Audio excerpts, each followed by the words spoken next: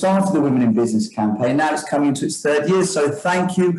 Great to have you all here. So thank you very much. I'm Flexibly, so I'm an employment law partner here at Gunnar Kirk. I've advised many and numerous female senior executives against their employers, hence my vested and significant interest, not just this morning, but in the Women in Business campaign generally. So, it's International Women's Day. Is it a day to celebrate, or is it a bittersweet occasion, or a little bit of both? Is it a woman's world, or is it, as it's been referenced, a she session? Have women had a competitive advantage and a competitive edge during the course of this pandemic, or have they been disproportionately disadvantaged? Has the catalyst for change created opportunity for women, or has the catalyst for change created financial loss and hardship for women? And for those women who have experienced hardship and have been disproportionately disaffected, in the short term, is there a silver lining for the future in terms of what that holds? Now, that is just a snippet of what we'll be looking at this morning with our panel members. Now, enough about hearing from me. I'm going to swiftly pass you on to my co-host, who will also be providing a generous insight into these issues, Rashmi, and we're then going to hear a little bit about our panel members. Rashmi, over to you. Thank you. Welcome, everybody. My name is Rashmi Dubey. I'm a litigation partner with Gunnar Cook, award-winning lawyer, serial entrepreneur, also sit with the advisory panel for the Cabinet, and have a weekly business column in the Yorkshire Post, which talks about International Women's Day is coming out tomorrow. International Women's Day is, for me, a time of celebration and a reminder of people of the battles that we are still fighting. And from my perspective, what I have found is that the pandemic's probably highlighted a lot of these issues. I'm not going to speak any further because I know you're all keen to hear from our amazing panelists. And without further ado, I'll hand back over to you. Thank you, Rashmi. Right, well, just some brief informal introductions. Jenny Johnson, MBE, CEO of Kids Aloud. If you just give us a little brief intro about yourself. Okay, well, firstly, retired CEO of Kids Aloud. I think the new CEO might take issue with that. So I founded Kids Aloud 19 years ago now, I think it was. And last year, 14 months ago, I sold the business. And I grew the business from an idea that I had on a train, which was that I, as a professional working mum, needed high quality childcare and couldn't find it. Founded the business that then opened 8 centres across the Northwest region. We employed just over 500 colleagues, and I grew the business to a turnover of around £14 million. As I say, retired 14 months ago, and actually intended to stay retired until I had a bloody brilliant idea in bed at 6 o'clock about 6 weeks ago. And since then, I've now incorporated a new business, and we have secured seed funding to take the idea to the next stage, which is a parenting app.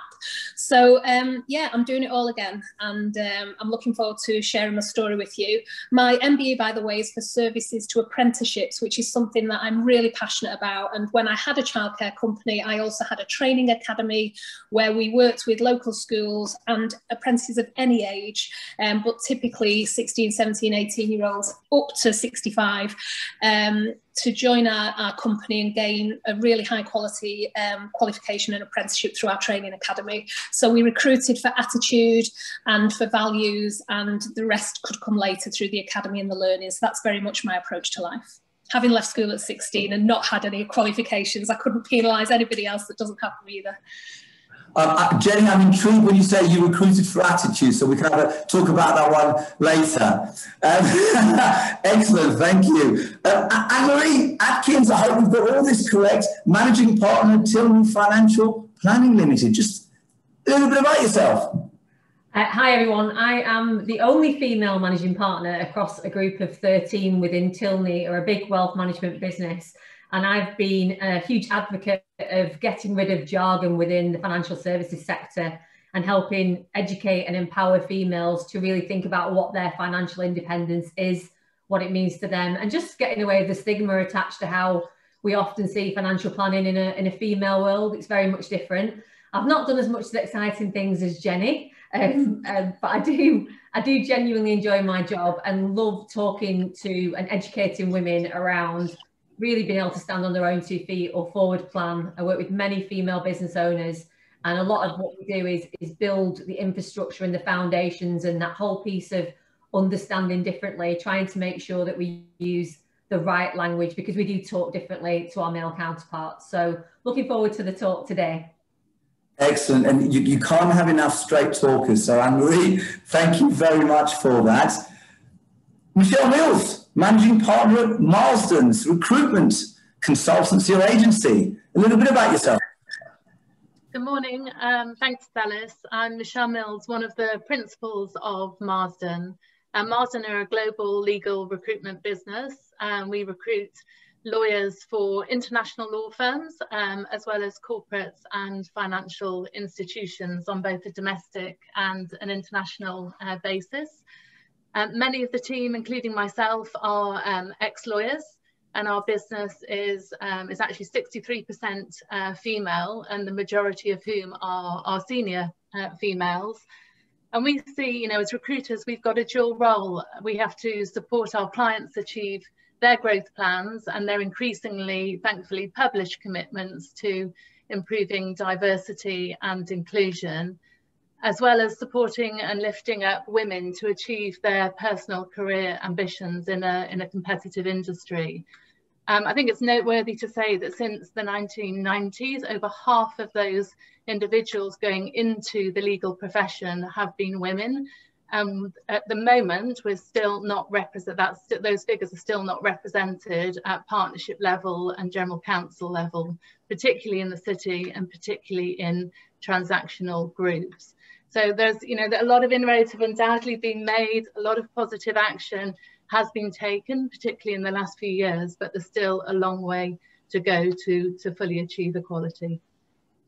Amazing. And I'm so interested with the recruitment side, how you now promote flexible working and home working, and how previously you may not want to mention it, and now you do mention it. So that's going to be certainly very intriguing. Our next panelist, and thank you for that, Michelle, Claire-Marie Boggiano, Director and Coach of Lyric Change and Development. Just a little bit about yourself. Cheers. Yes, so I'm Claire-Marie Boggiano. I am originally from Belfast, as you can probably hear, though I am based in Manchester.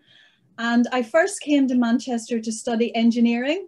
So I'm sort of a boy who can break things. And I am a chartered engineer, so I can break them properly, so they will never work again.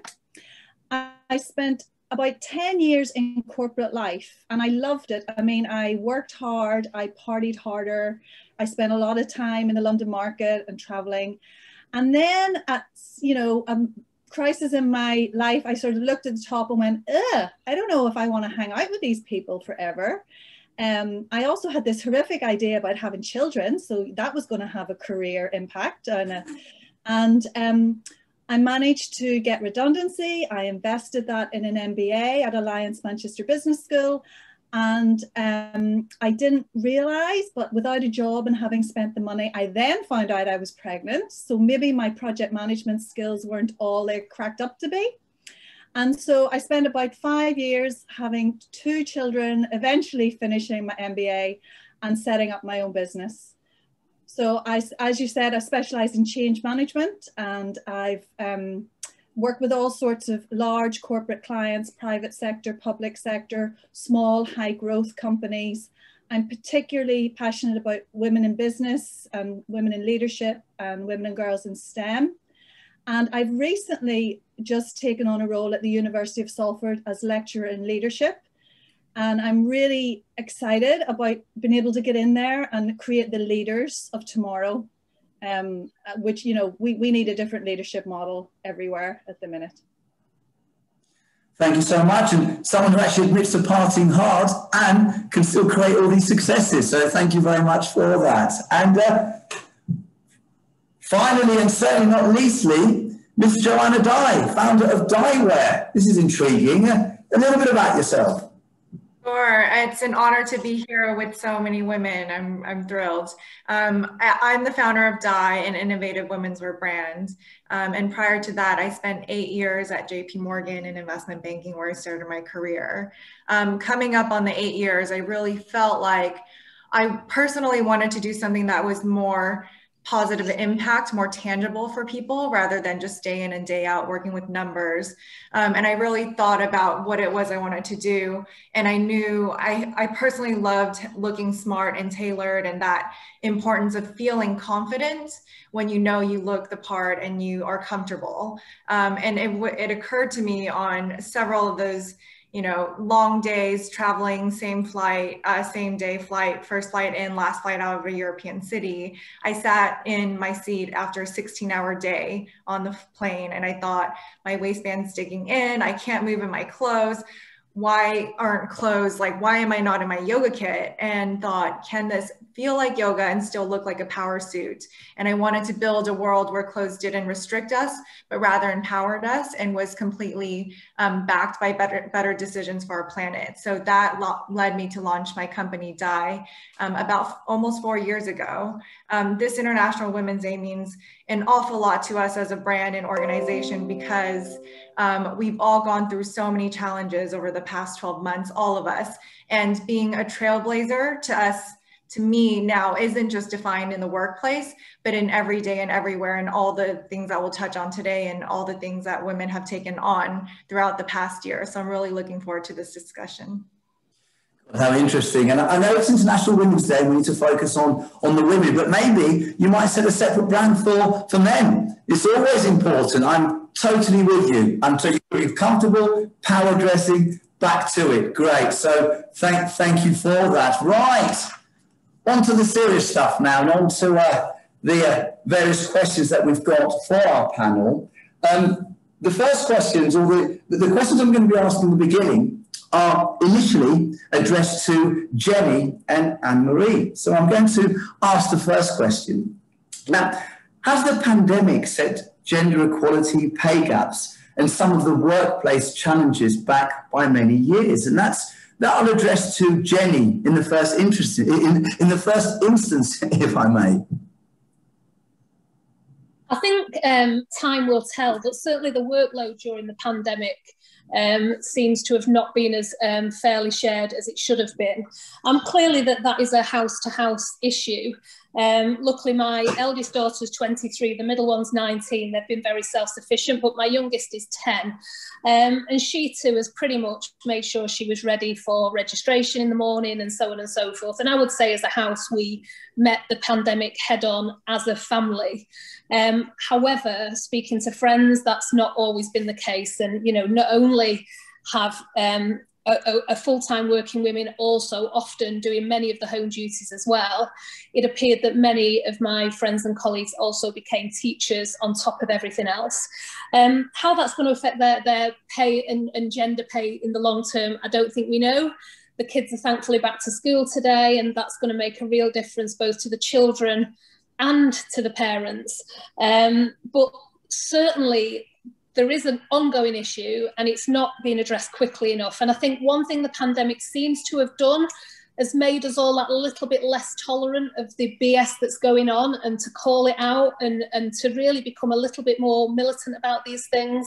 And the more I'm speaking to women, the more I feel about all sorts of issues, we're finding our voice. And certainly I made a pledge today on Twitter that I was going to call it as I see it, and be brave, but be kind. And going forward, that's an intention of mine. Well, you say you want to call it as you see it. You make reference to BS, and also you say that there's been various inequalities. I mean, do you want to? It goes on to my second question, but let's put it all in the mix because it's important now. What do you mean by all that? I just think what I'm saying is I want to call it out as we see it. there are so many issues going on at the moment where we've maybe been silent in the past and you know, worried about upsetting people, worried about saying the wrong thing. And I just feel, you know, myself, my husband, we've spent a lot of time over lockdown reading things, getting familiar with the issues of the day, and realising, you know, that there are mantras like silence is violence. And I agree. And I look back at my own behaviour over, you know, many years and think I've let things slide. I've heard things and, you know, it's been uncomfortable to say something, and it's time for a change, and it's time to be brave, and it's time to find our voices and call it as we see it. So, you know, I'm not going to sit here and give you example after example. I'm just saying that there's a lot of BS goes on out there. There's a lot of, you know, there's something doing the rounds on Twitter today about domestic violence and the, you know, the football manager at Liverpool and somebody equating, you know, football to domestic violence, and it's being called out for what it is, which is totally unacceptable. So I just feel that the world, as we come out of this pandemic, I think people have reflected a lot in this time that we've had that we didn't expect to have. And I think many people will come out of this pandemic damaged and broken, and many others will come out fighting and ready to change the world. And, you know, for those coming out fighting, be those for there that are broken, and let's somehow try and link arms. And it all sounds very, you know, I'm just passionate that we need to change and we need to be there for each other. And those of us that are feeling strong, and I'm feeling really strong at the moment and up for it and just starting a new business, I'm going to do it all very differently. But I know not everybody's feeling like that. So with my strength, I want to bring some people with me that need that extra bit of support along their journey as well. And I can't explain it any better than that, other than watch out, Jenny's feeling like fighting. Follow my Twitter. I won't press you any further. Thank you for that. Anne-Marie, what do you think? I mean, I agree with everything that Jenny said. It's sort of interesting. I do think that there have been some challenges or positives that we can take out of it. I think the drive for diversity and inclusion, and the conversations that we're now having about the barriers that are applying to all underrepresented groups, driven by the focus on racial injustices or how the pandemic has exposed systematic inequalities, means that we've all got a bit of a better platform to move forward on now. And the issue of diversity and inclusion is clearly on the agenda, maybe more so in a way that it wasn't pre-pandemic. So I'm really excited about that. I think a lot of people have had a lot more time and emphasis to put into that, and women have been impacted hugely by the pandemic. We do tend to have more interrupted career breaks due to pregnancy or caring for others or bringing up children.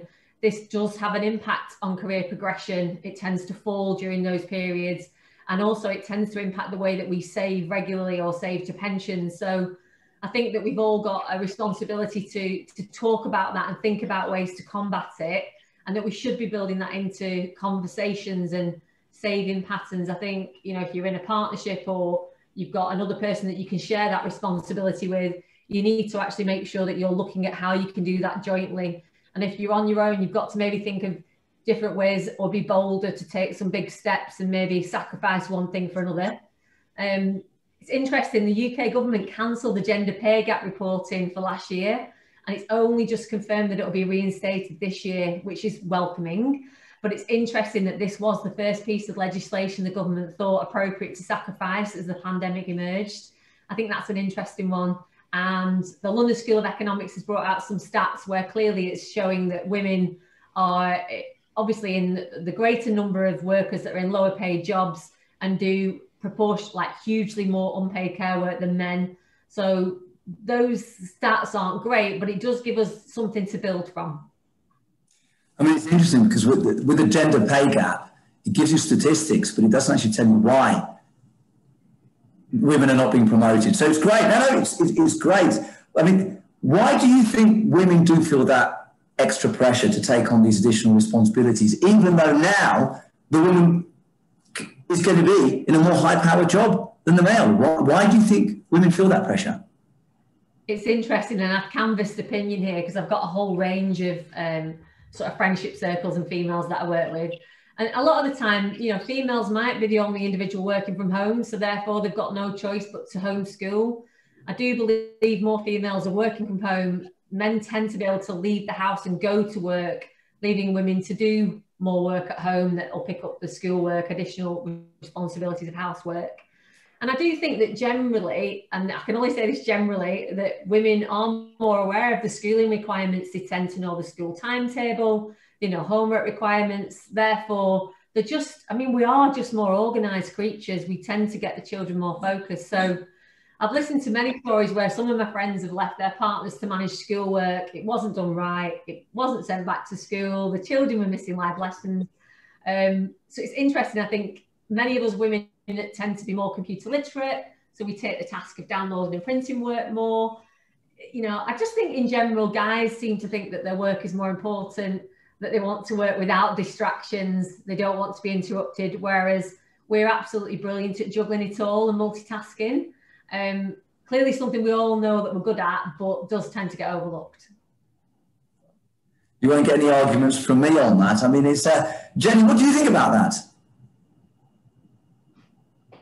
You know, one of the things I'm really uncomfortable with is this idea that we're super women and that we can do it all, because we can't do it all, and we end up spreading ourselves too thinly. I don't know how old other people are on the panel, but I'm 50 this year and I'm getting on a bit. And I've realised that one of the biggest things I learned about 3-4 years ago was that I needed to start saying no, and that we shouldn't be saying yes to everything. And actually, because I was beginning to be rocking in the corner, you know, I was beginning to be overwhelmed by everything that I was trying to achieve. And I realised that if I didn't change something, I invested in myself and booked myself to go and talk to a specialist and just see what they thought. And basically, she realised I was a people pleaser and I was saying yes to everything. So whilst it is true that we do by default often take on a lot of these additional responsibilities, we do need to stop. We do need to say, hold on a minute, you know, myself and my husband, and I'm not painting myself in a perfect situation. Of course, you know, every house and every family has its tensions. But one thing that we do really well is that we sit together and we work the week out and we figure out who can do what and who can contribute what.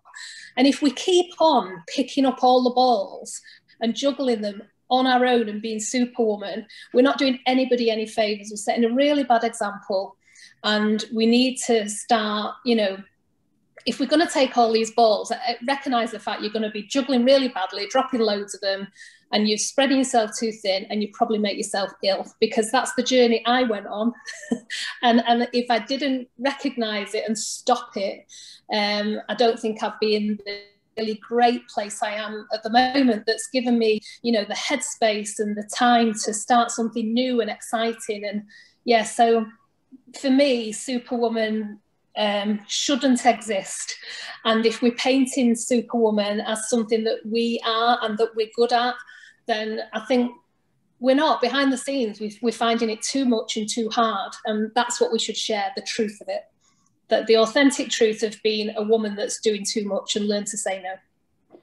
And it's interesting because you can take it from a personal level. You can actually take it from a personal household level, and a discussion, unless the other party is completely unreasonable in terms of how job roles are allocated so people are happy and play to their strengths. It's actually quite a simple solution. Famous last words, and all very well in theory, but why not start from there anyway?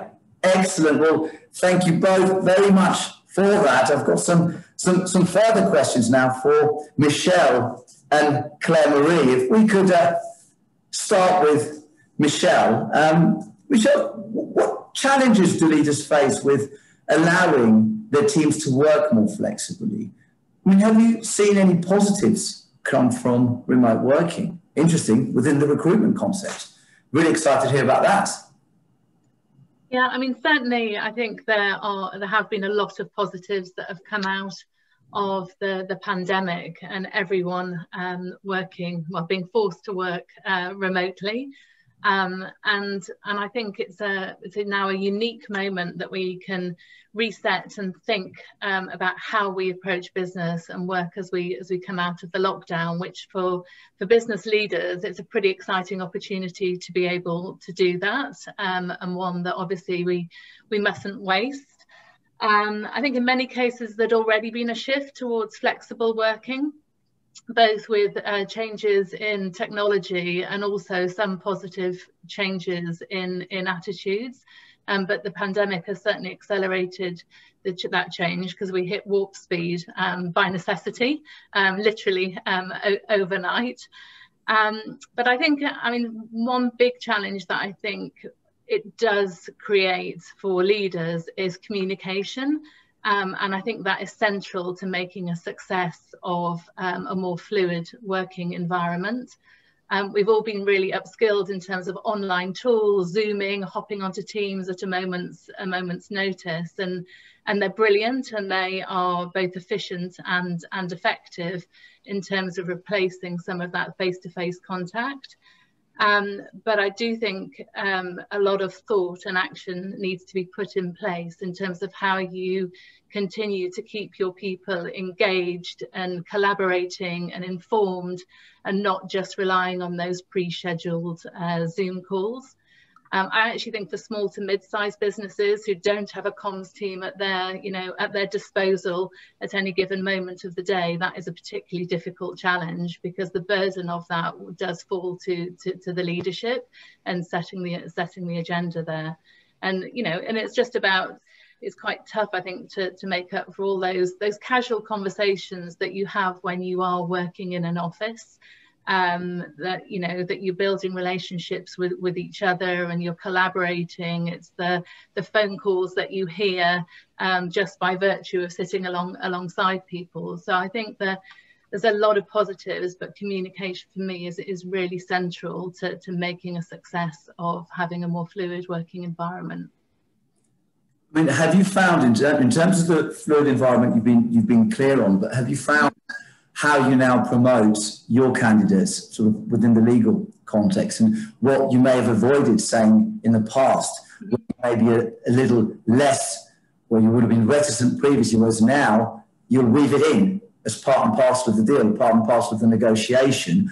Yeah, I mean, for sure, there's... referred to before. Yeah, I think I think people working on a more agile basis previously, certainly in the legal profession, it's been a lot tougher to achieve that. Putting the request in to work from home, and really having to work to get that approved without it looking like you were less committed because you need or want to have that flexibility, has been, I think that is going to be revolutionized as a result of the last year that we've had. We've got loads more people who are looking to live further away from, in our case, London, which should have a better, better impact in terms of diversity, because you're not just going to be recruiting from a pool of talent who are prepared to schlep into the city 5 days a week for very long hours. So I think that is a really encouraging factor. If we can allow people to have more balance. And a lot of our clients are already starting to set the agenda in terms of saying that they see their people going forward 20 to 50% of the time working more fluidly. And that would, no doubt, provide some form of competitive edge. And thank you for that sort of... moving on to Claire Marie, I mean, what do you think from a general perspective in that, in terms of women having a competitive edge, in terms of, from your own personal experience, how you feel the pandemic has assisted, or to really talk about what you think is important to you? Yeah, so it's really interesting, because I think what we've seen is trends that were already happening have really been exacerbated and accelerated. And that's across, that's at a business level, as well as a team level, as well as at an individual level. So, digitization, all of a sudden we're all experts, as Michelle was saying, online. And many of the businesses I've spent years working with to help them do transformation. I mean, I'm now thinking I was too soft. We did 10 years of transformation in 10 months. I could have pushed them harder, and I was known for pushing a bit hard. So, I have been flabbergasted and impressed at how agile we are as a species. I mean, it's not nice, it's painful, but boy, we can do it when we have to move. So I think there are big lessons in there for us as individuals, and also for leaders and for organizations. I do think we need to remember we are still in the incident. this, you know, we're not even through the first bit of the incident. We're still in the incident. And actually what's going to happen next over the next 3, 5, 10 years will all roll off these last 12 months. And so actually we don't know what's going to happen. And the other thing, on a more positive note, is there's been some really serious unexpected benefits. And these are not just for women, but certainly the ones I've seen. So, I mean, again, a lot of the women that I work with in senior roles have, initially it was chaos and nobody could find time to do anything. Now they're coming back going, right, I want to re-engage. I need more coaching, help me get through this bit of the incident. And then also on the networking side, and this is something that has always been a challenge for women because of just the bandwidth. You know, if you're juggling all these things that Jenny has mentioned, you are unlikely to be at a 7:30 meeting in the city, you know, talking about, I don't know, cricket or something that I personally don't find that interesting, but making great connections, or at a 7 p.m. meeting either in the city. What I've noticed in the Women Leading in Business group that I host, our attendance has doubled. So it used to be monthly, we would meet physically in Manchester and maybe 20, 30 people would come. Now monthly we're online. Over 70 people are registering to come along, and at least 60 are coming. And so it's an unexpected benefit. And again, I don't want to lose that on what we do next. We will want to meet face to face, and we want to harness the power of what's been happening. So I mean, it's really exciting. I mean, I can't believe it. We're in the biggest change management experiment ever, and we're in it. Like, I'm not just managing it, or, you know, so again, on good days, I feel a bit like Jenny. It's like, game on, let's see how this rolls. On other days, I do want to lie down in a dark room and just breathe. And giving yourself that slack as individuals and as leaders, I think you've got to pace yourself. This is a marathon, not a sprint. I love the way you mentioned power. See, this power, this unity, and this acceleration process is amazing. You're in the middle of a crisis, and you can see how quickly things can get done. And you're right. You kind of question, right? Why were we so slow beforehand? And individuals and women coming together on that. So it's thank you very much. Now on to Rashmi. Thank you, Alice. Joanna and I are going to have a little discussion about some of the points that you've already touched upon. But one of your mantras, Joanna, is that your why is because the world is better when women succeed. And that is one of your whys on running your business. And that obviously is very apt for today. And I think the world is better as a balance, just generally. But before we start, you know, one of the things you touched upon is about the trailblazers, and you want, you know, and you're keen to be a trailblazer. And you celebrate women in a special way. Do you want to just touch upon your trailblazer stories? Yeah, absolutely. And the genesis is, once again, you know, I felt that we all, and everyone has voiced this already, have gone through a lot this past year and really reflected on women in the workplace and women and equality. And at the start of the year, when we went into lockdown 3, I just did something that most brands don't do in our newsletters, which is me writing directly with a voice of honesty and empathy towards what we're all going through, and saying, like, the first year back was really dark and really depressing, and it was not easy for me as the CEO of my company. We started getting incredible responses, and that resonating with our entire community, and that, you know, it's not just about this past year, just success of being a trailblazer in the workplace. I think that construct really creates a competitive environment that's professional achievement based, but let's look at ourselves honestly and say, we've had other achievements this year. We've had other things to celebrate. This International Women's Day, we're having an open submission program where we're giving away a gift package for anyone who shares their story with us. And we've gotten over hundreds at this point.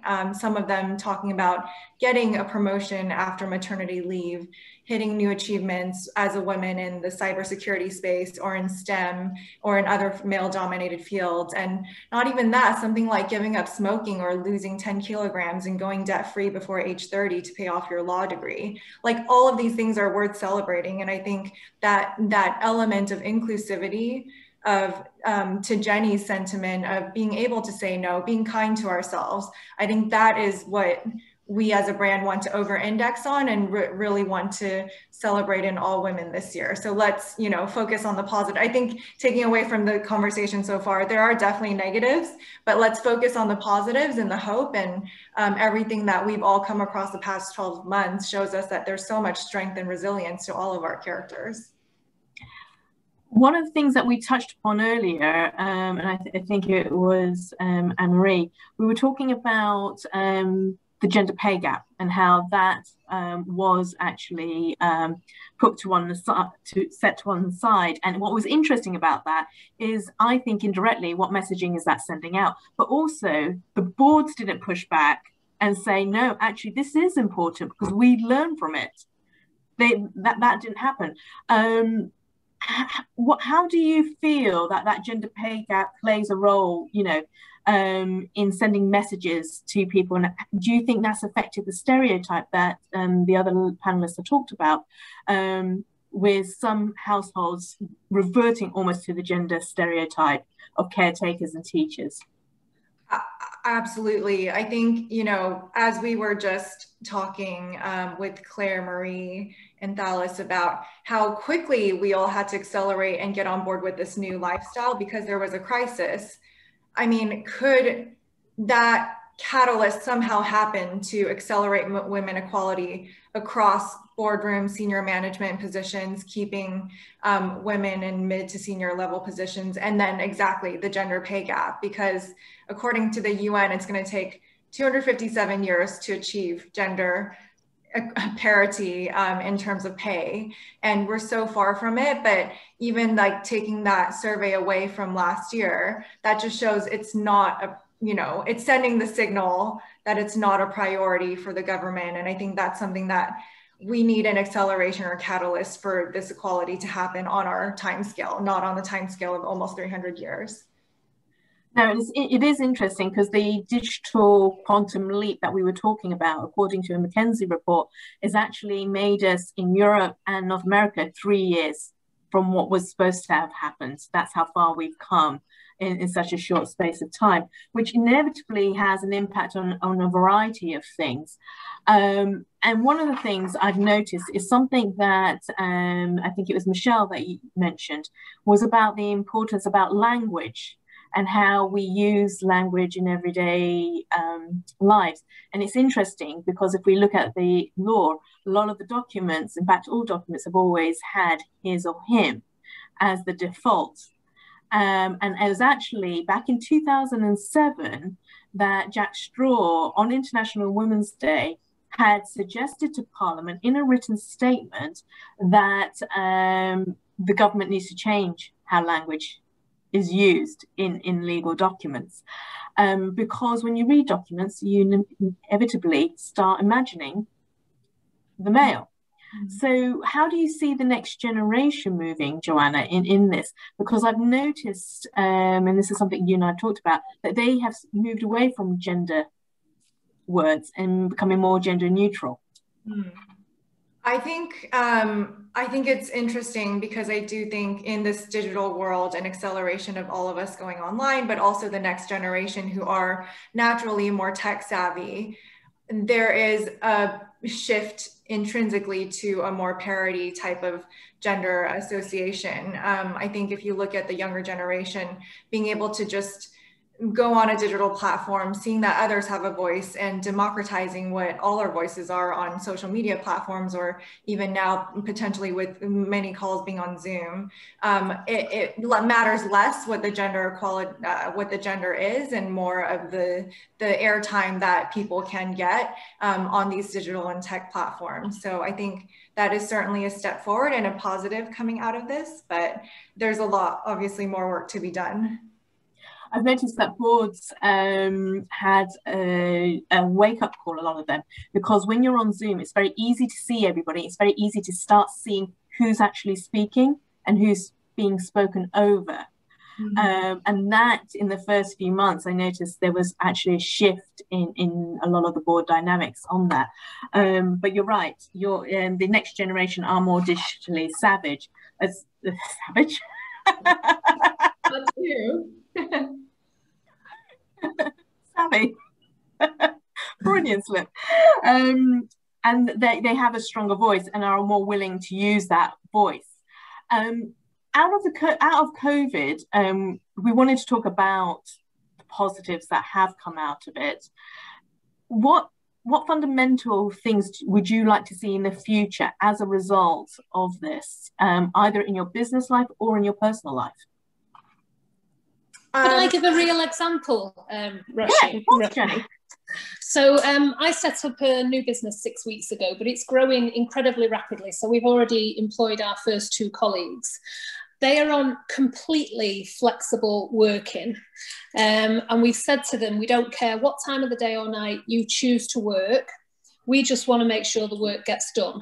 Now, I know for a fact I wouldn't have thought that way pre-COVID.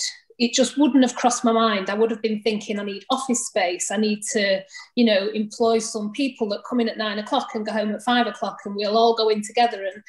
And it's so exciting because the people that are now able to take these jobs, the people that in the past have really struggled to get back into the sector, they're all so far mums of young children. And what's really exciting them is that total flexibility. And what I'm saying is I want to put a cap on the number of hours that you can work. So there's a maximum number of hours. But some weeks, if you work less, that's fine. And it's just a totally different way of thinking. And what I'm more likely to do as the business grows, because it will grow rapidly and the headcount will grow rapidly, is that we'll probably end up with a shared space where teams maybe come in on a Thursday or whatever day they decide the week before that they all want to come in the week after, so that we make sure we get an element of camaraderie, of learning from each other, of working in the same space. But I would imagine it's probably going to be the old 80-20, where 80% is done totally flexibly and a very small portion of the work being, scheduled in for a certain time of the day and a certain day of the week.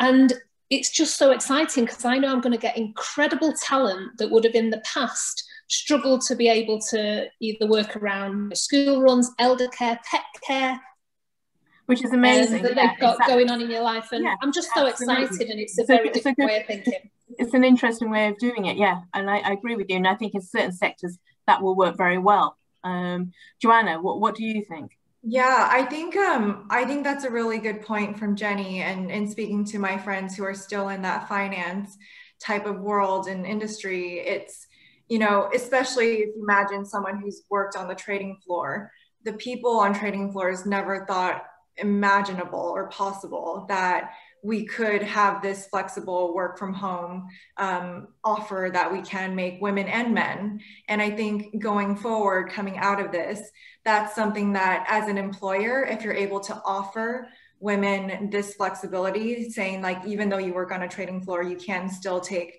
days where you work from home if you need it. That is something that's a new expectation coming out of this that I think will stay and be more of an employee perk for those, especially women who need that 1 day or 2 or that flexibility to be working from home. And I think another thing coming out of this is that men who have stay-at-home wives who are much more focused on that home care and childcare piece are much more appreciative of what they do on a daily basis. So that can only be a good thing for women in general, not just women in the workplace. But I know, Rashmi, we probably were and had touched on already maybe some of the negatives, or one thing that in coming out of my conversations with my friends in finance that is a negative is that, I think that dynamic or the in-person presence of women to make an impact and really like have that personal brand that you build in person in the office, that has been removed in this past 12-month lockdown work from home environment. And while women and men may both be given the option for that flexibility, men are more likely to go back to the office no matter what if given the option, and women are probably more likely to want to take the option to stay and work from home, which is a detriment to women to have that bias towards staying at home. And so for one of my friends who just got back from maternity leave, she went back earlier, even though it was a higher risk of catching COVID and coming home to her newborn, but she didn't want to get lost with the, you know, men who were easy to go back and were climbing up the career ladder, and she didn't want to fall behind. So that's one thing, you know, to consider going forward in terms of. It's an interesting point that you raised, because you say men are more appreciative. And I think, again, somebody mentioned earlier that it depends on household to household. How that operates. And one of the things I discovered was that the issue of a lot of women that were during the first lockdown, particularly where everything was still new, having babies and newborn babies and being completely isolated, so no support whatsoever. And their partners, I was told by a lot of my friends, would essentially lock themselves in their room because they're working from home. And I kept trying to say to them, they're not working from home, they're working in a pandemic and things have to change. And she, you know, one of the ladies I was speaking to, she literally was like, I was crying because I couldn't make a cup of tea. And because she wasn't getting that break. So it's interesting to see slowly as this pandemic progressed, what appreciation will be carried forward in our behavior with our partners and how everything is dealt with. I'm conscious of time, and we're slowly approaching 10 to 12. Joanna, was there anything else that you wanted to add before I move on to any questions that have been posted?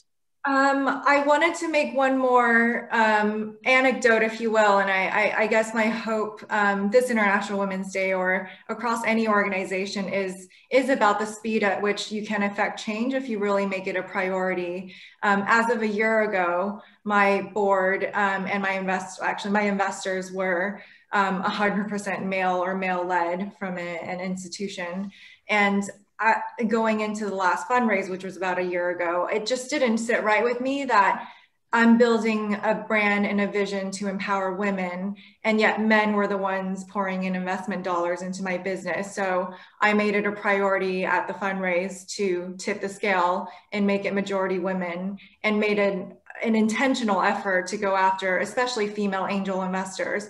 Today, I can say we're at 65% female investors and 2/3 female on the board. And that's, yes, small company, so smaller numbers, but it's something that if people make it a priority, we can try to make change, affect change faster at these organizations. Absolutely, and we've seen that just even with the digital transformation that's taken place across the board. So I think that's an excellent point. We do have quite a few questions that have come through. The first question was for Michelle. Do you think Agile or remote working will still affect city salaries negatively if location becomes irrelevant, and vice versa for regional salaries? I think that's a really interesting question, and something that we have already started discussing with clients. I think for those clients where they only have one site, one office, i.e. London, for example, then it's less complicated than maybe where they have offices all over the UK, where they're used to paying a differential rate between Leeds and those working in Leeds and those working in London. You know, if people are now going to be commuting a lot more, commuting further distances but working from home a lot more, then if you're based in Leeds but still doing the London work, charging those chargeable hours as lawyers do at London rates, then query, why will you be paid a Leeds salary? So I think it's a really difficult conversation, and one that is slowly, as we start coming out of this, because as Claire Marie said, we are still in the incident. As things start to evolve and we see what the patterns of work people are going to be adopting, it's something that's going to be increasingly discussed. Thank you. There's another question as well. I'll give this to the panelists. What extent do you think employers will be moving away from full-time office working permanently, or is it too early to tell? I think we've already semi-touched on this, but does anybody want to take that question? Will we be giving up the office permanently? You kind of really answered that, Michelle, haven't you? Yeah, I mean, I'm happy to take this question. I think for me, it's all about balance, and I think a lot depends on the sector you work in and the demographic of your workforce. And I think bringing on juniors and mid-level employees, having an office where you are sitting alongside people, where there's that subliminal learning element is actually really important. And I think for people to start learning their craft from those around them, not just from the pre-scheduled call, whether it's on Zoom or a regular phone call, is really important. So for me, I think if a balance can be achieved depending on the business, then that is really important. So you maintain the team demographic, but you also are helping, you're having mentors around you to learn and develop from. And also for the seniors, there's a lot that seniors can learn in relation to sitting alongside more junior members, not just in terms of technology, but in terms of their approach to matters that they engage with. Here's a question for Joanna and Claire Marie. What is the most critical change that we must make to face the future effectively? I can offer a bit of an answer to that.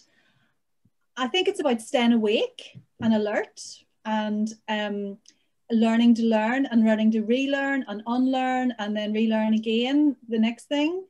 All we can be honest about is there's going to be more change. It won't be less. And so get comfortable with that and get comfortable with being uncomfortable. And then the other thing I would encourage people to do is really look at your energy level, look at what does it for you. You know, whether it's buying shoes, which we can still do online, or having chocolate or a good night's sleep or the odd little glass of whatever. What's your energy levels? When do you like to work in the day? And things like that. And take care of yourself, like be gentle and speak to yourself as a friend. Be your own best friend. You know, don't have that little negative voice that goes on and on and on in your head. And also, you know, get support. So whether that's finding your tribe or finding a coach or working out or whatever, but you know, really pace yourself and look after yourself. And for me, there's a lot about getting a good night's sleep. That's all those were really good points. One of the points, I suppose, as we're moving out of lockdown and we now have this roadmap to a normality of some description, finding the tribe where a lot of people get their energy from is a little bit difficult, but hopefully we can move a bit more into that area again and socializing, because I think a lot of people are missing that, aren't they? But to take things forward, we should really concentrate on what changes have been positive. Yeah, and can I add one more line? And I heard it quite recently and it really resonated with me, and it fits maybe with something Jenny said. You know, if things aren't adding up for your life, start subtracting, start taking things away. Don't just keep adding and adding. And I sort of like that mathematical equation. That's brilliant. Joanna? I think something that I always held as a value or part of our DNA has been challenge the norm, be unbound by convention, and really just think things differently. And I think the pandemic has proved that we can all adapt and think differently and make things work under a completely new environment if needed. And so hopefully taking that attitude and that mentality out of this, or thinking how can we do things better as an organization for our employees, for, you know, the better of the entire company. Hopefully adapting that as a mindset, I think would be really great. And the other big change coming out of this, not just for women or companies, but for us. And what we've seen as an acceleration is towards sustainability and recognizing like the impact we've had on our planet, coming into whether it's fossil fuels or the environment and fashion. It's also a huge detriment to the environment. So bringing that attitude and being conscious of how we can all be more sustainable and environmentally responsible. Absolutely. One final question, because I'm conscious of time, is do you consider the pandemic and the home working will result in more men seeking flexible working now that the benefits are clear? If men start requesting flexible working, this will surely benefit women, as it will not simply be seen as something a woman or somebody with young children does. And that's open to the panel generally. Empirically, I can say that I know a lot of professional men as well as professional women, all of whom are saying they have no intention of going back to the office 5 days a week. So I do think, you know, the commute to work, all that nonsense that people are now looking at very differently, I do think that's men and women. And I would be surprised if it does just go back to, you know, everybody getting in the car at 8 o'clock in the morning to get to the office for 9 o'clock and sitting in the traffic. It just seems crazy that we would go back. And I don't just think it's women that are thinking that. All the men I'm speaking to as well are saying exactly the same thing, but it's just empirical, but that's my view. That's great. Thank you very much, everybody. Before I hand back to Thalis, I'll just do a quick summing up. Anne-Marie opened up with that language needs to change and we need to speak to one another a bit more. Jenny, you were talking about having the attitude, and also the workload needs to be shared, and it's all different from each household to household. But basically you're calling out the BS and becoming more militant and finding your own voice with a kindness to it, and that you think silence is violence. Anne-Marie, you were saying that women are on the agenda, and actually we're making an impact on our career progression. We all have a responsibility to build it into conversations jointly to talk about ourselves, and that generally that we all need to make a better timetable for ourselves. Michelle, you are saying that there are positives out of the pandemic, and it was a unique moment in how we can rest in businesses and see this as an opportunity. The SME who have difficulty with their own comm systems need to set this on the agenda, and it has to come from the leadership. And we need to build more relationships and collaborations and communicate in a more fluid way. The other takes that we had from there as well was that we are still in the incident, as Claire Marie said, and that we need to re-engage, and things such as networking may see a change back, but we will also be accepting the digital transformation that we've seen. And Joanna, the competitive environment has actually changed, but the next generation are going to probably make more of a change, and actually a conversation on balance in gender is probably the way forward. Thank you so much from myself. I'd like to now hand back to Thalis. Rashmi, thank you very much. I don't want to say too much because I don't want to spoil this because of what's being said, but we tend to forget, and it's only these events that bring it to the fore, that not only you're running successful businesses and looking at the commercial aspect of that business, but we've also got to look at it from the equality and diversity perspective. So it becomes doubly, triply, quadruply, 10 times more challenging. So thank you all. Thank you very much for attending. It's been an absolute pleasure for me to hear all of you. And I hope you have a wonderful day. Let's celebrate International Women's Day. Thank you. Thank you, everyone. Thank you. Bye, everyone.